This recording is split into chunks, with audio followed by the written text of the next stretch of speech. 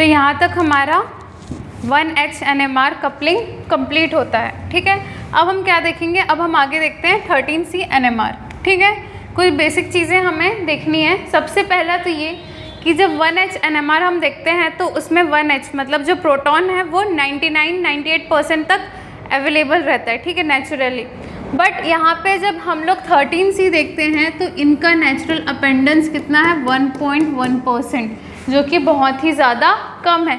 इसका मतलब क्या है, इसका मतलब ये है कि जब हम लोग कार्बन का चेन ले रहे हैं, कोई भी कंपाउंड जब हम ले रहे हैं तो इसमें 13C का होना बहुत कम है। मतलब अगर हम लोग 100 मॉलिक्यूल्स भी ले रहे हैं ना, 100 कार्बन के एटम्स वाले मॉलिक्यूल्स ले रहे हैं, तो उनमें से एक ऐसा कार्बन होगा जो 13 होगा। ठीक है, तो यहाँ पे ये जो है बहुत ही ज़्यादा डिफ़िकल्ट हो जाता है as compare to 1H NMR। क्यों? क्योंकि जो 12C है जो कि ज़्यादातर अवेलेबल है वो क्या है, बहुत ही ज़्यादा जो भी 12C है वो क्या है, आपके अवेलेबिलिटी उनकी कम है। जो भी 12C है वो क्या है, इनएक्टिव न्यूक्लिया है, तो वो तो NMR देंगे नहीं। जो 13C जो NMR देना है जिनको, वो क्या है, बहुत ही ज़्यादा कम है। ठीक है, और इनकी सेंसिटिविटी भी बहुत कम है। अब दूसरी चीज़ क्या है, यहाँ पे एक प्लस पॉइंट ये है कि 13C कपलिंग आपकी एब्सेंट होती है। क्यों एब्सेंट होती है? क्योंकि जब 100 मॉलिक्यूल्स में से एक मॉलिक्यूल ऐसा है जिसमें 13C है, तो ऐसा होना तो ऑलमोस्ट नेक्स्ट टू इम्पॉसिबल है कि हम 200 और 300 मॉलिक्यूल लिए और प्रोबेबिलिटी ये है कि दोनों 13C अगल बगल में हो। ठीक है, पॉसिबिलिटी है बट बहुत कम है, तो इसलिए जो कपलिंग होता है 13C वो एब्सेंट होता है। हाँ, बट 13C 1H कपलिंग तो होगा ही। 1H क्या है, NMR एक्टिव, यहाँ पे 13C भी NMR एक्टिव हो गया, तो ये वाला कपलिंग ऑब्जर्व होता है। बट ये कार्बन से अटैच वाला हाइड्रोजन भी कपलिंग देगा, कार्बन से बगल वाला हाइड्रोजन भी कपलिंग देगा, तो इसलिए हम लोग क्या करते हैं, यहाँ पर डीकपलिंग करते हैं। जनरली जो मेथड यूज़ होता है वो ऑफ रेजोनेंस मेथड यहाँ पे यूज़ होता है डीकपलिंग के लिए। क्यों? ताकि हम नेबरिंग जो भी प्रोटॉन है उनका जो इफेक्ट वो मिनिमाइज कर सके। मतलब स्प्लिटिंग आपकी किसके कारण होगी, इस कार्बन की स्प्लिटिंग सिर्फ इसी हाइड्रोजन के कारण होगी। ठीक है, जब हम लोग 1H NMR देख रहे थे तो क्या देख रहे थे, ये वाले हाइड्रोजन की स्प्लिटिंग बगल वाले कार्बन के हाइड्रोजन्स के कारण हो रही थी। बट यहाँ पर क्या होगा, उसी कार्बन के हाइड्रोजन के कारण स्प्लिटिंग होगी। क्यों? क्योंकि हाइड्रोजन तो NMR एक्टिव है, और जब हाइड्रोजन की स्प्लिटिंग देख रहे थे तो कार्बन तो NMR इनएक्टिव था। बट यहाँ पे 13C जब हम ले रहे हैं तो वो एक्टिव हो जा रहा है। ठीक है, क्लियर हो गया। अब हम क्या करते हैं, कुछ वैल्यूज़ देखते हैं आपके कार्बन के, क्या क्या वैल्यूज़ आपके आएंगे 13C NMR में। ठीक है, तो यहाँ पर हम लोगों का कंपाउंड है और यहाँ पर हम लिखते हैं केमिकल शिफ्ट वैल्यू। ठीक है, कहाँ से कहाँ तक रहती है, 0 से 200 ppm तक रहता है। ठीक है, हम नीचे से स्टार्ट करते हैं, नीचे से स्टार्ट करेंगे मतलब 200 से स्टार्ट करते हैं। क्यों? क्योंकि कीटोन एकमात्र ऐसा है जिसमें 200 प्लस का जाता है, 200 प्लस ppm जाता है। मतलब क्या लिखेंगे हम लोग, 200 से 215 ppm तक जाता है। कब? जबकि हमारे पास कीटोन रहता है। ठीक है, अब जब एल्डिहाइड रहता है, एल्डिहाइड जब रहता है तो कहाँ से कहाँ तक जाएगा, लगभग 190-200, मतलब 200 का हम लोग अगर लाइन खींचें तो इससे थोड़ा सा ज़्यादा जाएगा तो कीटोन, थोड़ा सा कम जाएगा तो क्या होगा, एल्डिहाइड। ठीक है, अब जब हम अदर डेरिवेटिव्स देखते हैं कार्बोनिल के, अदर डेरिवेटिव्स मतलब जब हम लोगों का एसिटिक एसिड है, जब हमारा एमाइड है ना, एसिड क्लोराइड है, तो ये सारे के क्या होंगे, 190 से और कम, मतलब 160-170 के अराउंड जाएगा। ठीक है, तो यहाँ से हम लोग क्या कंक्लूजन निकालेंगे, हम लोग यहाँ से ये कंक्लूजन निकालेंगे कि 150 से 200 तक या 215 तक जब जाता है तब किसके कारण होता है, ये C डबल बॉन्ड O वाले कार्बोनिल के कारण वो NMR सिग्नल शो करता है। ठीक है, तो ये कहाँ तक का हो गया आपका, 150 से 200 तक का। क्या क्या रहेगा, कीटोन वाला ग्रुप रहेगा, मतलब सी डबल बॉन्ड ओ वाला, और अगर यहाँ पे हाइड्रोजन जुड़ा है तो क्या हो जाएगा, एल्डिहाइड वाला हो जाएगा। और यहाँ पर कोई डेरिवेटिव है मतलब C double bond O O H हो गया, ठीक है, C double bond O O R हो गया, ठीक है, या फिर C double bond O C L हो गया, या फिर सी डबल बॉन्ड ओ NH2 हो गया। जितने भी अदर डेरिवेटिव्स है जो हम लोग 1H NMR में भी देखे थे, जो पास रेंज वाले आ रहे थे, वो सब के सब कहाँ पे आएगा, यहाँ पे other derivatives of aldehyde and ketones में आएंगे, ठीक है। तो यहाँ पर जितने भी सी डबल बॉन्ड हो कार्बोनिल का जो भी फ्रीक्वेंसी होगा वो क्या होगा, 150 से 200 के बीच होगा, ठीक है। अब दूसरा क्या बनाएंगे हम लोग, दूसरा हम लोग क्राइटेरिया बनाते हैं डबल बॉन्ड्स का, ठीक है। अगर आपका सी डबल बॉन्ड सी है तो दो कंडीशन हो सकता है, एक C double bond C normally जो रहता है और एक किसका, एरोमेटिक का, ठीक है, दो कंडीशंस हो सकते हैं।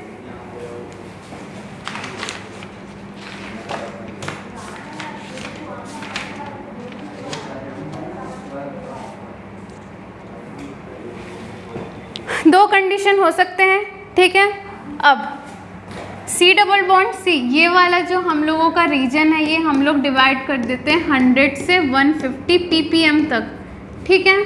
तो जो हायर वाला है 135 से 140 150 तक का, वो एरोमेटिक वाला डबल बॉन्ड। एरोमेटिक वाला डबल बॉन्ड मतलब क्या हुआ, फॉर एग्जाम्पल बेंजीन रिंग वाला डबल बॉन्ड जब भी होगा तो 135 या 130 प्लस में होगा, 150 से कम में होगा, और जब ये वाला होगा तो 110 120 या 125 ऐसा होगा। मतलब जब 100 से थोड़ा ऊपर है तो डबल बॉन्ड कौन सा, इथीन वाला, ठीक है, इथिलीन वाला। और जबकि एरोमेटिक होगा तो वो क्या होगा, 150 से थोड़ा कम होगा, ठीक है। अब ये हो गया आपका डबल बॉन्ड का केस। इसके बाद हम लोग यहाँ पर लिखते हैं ट्रिपल बॉन्ड के केसेस। ट्रिपल बॉन्ड में सी ट्रिपल बॉन्ड सी भी आता है और सी ट्रिपल बॉन्ड एन भी आता है।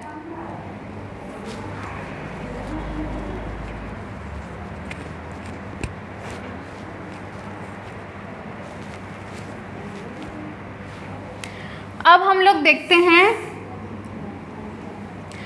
देखते हैं डबल बॉन्ड के बाद ट्रिपल बॉन्ड वाला केस। कौन सा, सी ट्रिपल बॉन्ड सी भी आता है, सी ट्रिपल बॉन्ड एन भी आता है। ये ज़्यादा इलेक्ट्रोनेगेटिव है, कहाँ से कहाँ तक, 100 से थोड़ा कम, और ये वाला कहाँ से कहाँ तक, 50 से थोड़ा सा ज़्यादा, मतलब 50 से 100 ppm में आएगा। तो हम लोग ब्रॉडली क्लासीफाई कर दिए। कैसे क्लासीफाई किए, 50 से 100 ppm में ट्रिपल बॉन्ड, फिर 100 से 150 में डबल बॉन्ड, 150 से ऊपर मतलब कार्बोनाइल। सिंपल सी बात है, ठीक है। 200 से ऊपर मतलब कीटोन। अब इतना तक कंप्लीट हुआ। अब जब हम लोग 0 से 100 तक आते हैं, 0 में कौन सा है, TMS, टेट्रा मिथाइल सीलेन। उसके बाद क्या आएगा, ऑब्वियस सी बात है, CH3 ग्रुप आएगा। फिर कौन सा ग्रुप आएगा, CH2 ग्रुप आएगा। फिर कौन सा ग्रुप आएगा, CH ग्रुप आएगा। फिर कौन सा ग्रुप आएगा, C डबल बॉन्ड O में भी CH3 है एक, ये वाला ग्रुप आ सकता है। और कौन सा आ सकता है, RCH2 OH वाला ग्रुप में CH2 है। और क्या है, RCH2 NH2 वाला ग्रुप है, उसमें CH2 है। तो ये सब कितने में आएंगे, 40 से 50 के बीच आएंगे, ठीक है। ये वाला कहाँ से कहाँ तक, 30 से 40 के बीच में।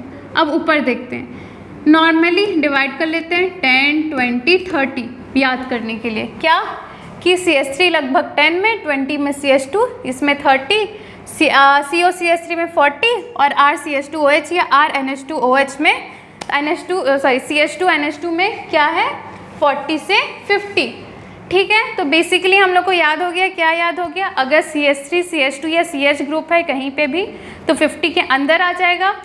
अगर कोई उसके बगल में फंक्शनल ग्रुप लगा है तो 40 से 50 के बीच में आ जाएगा, ठीक है। अगर ट्रिपल बॉन्ड है 50 से 100, डबल बॉन्ड है तो 100 से 150, और अगर कीटोन्स वगैरह का ग्रुप है तो फिर 150 से 200।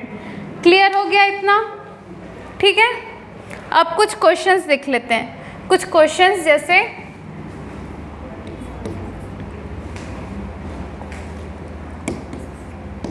CH3 CH2 C double bond O CH2 CH3 कौन सा ग्रुप है? कीटोन का ग्रुप है। सबसे पहले हम लोग इसमें देखते हैं नंबर ऑफ सिग्नल्स। ठीक है, सबसे पहला नंबर ऑफ सिग्नल्स कितने हैं? नंबर ऑफ सिग्नल्स इसमें हमारे 1 2, यही दोनों इधर भी रिपीट हुआ तो ये 1 ये 2, क्यों? क्योंकि बीच में सिमेट्री है। और तीसरा ये वाला कार्बन, हमेशा 13C में जिसमें हाइड्रोजन नहीं है वो कार्बन भी यूज़ होगा, इसको आप लोग भूलना मत। तो कितने सिग्नल्स? 3 सिग्नल्स। ठीक है, अब नंबर ऑफ सिग्नल्स 3 हो गया। पहले वाले कार्बन में कितनी स्प्लिटिंग होगी?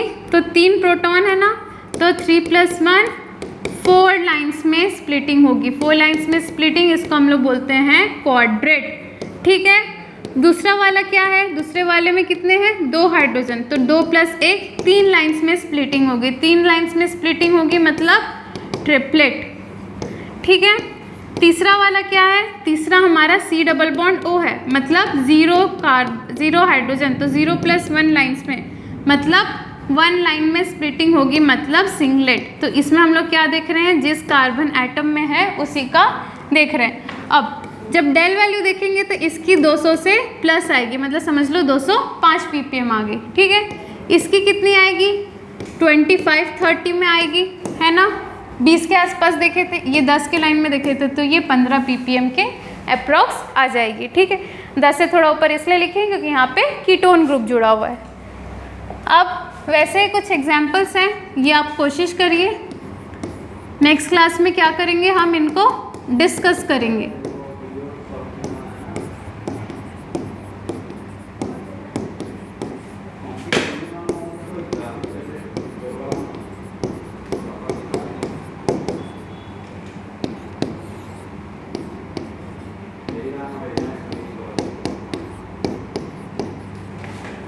ठीक है, ये 4-5 क्वेश्चंस हैं, एक तो हम लोग कर चुके हैं, एक और दे देती हूँ।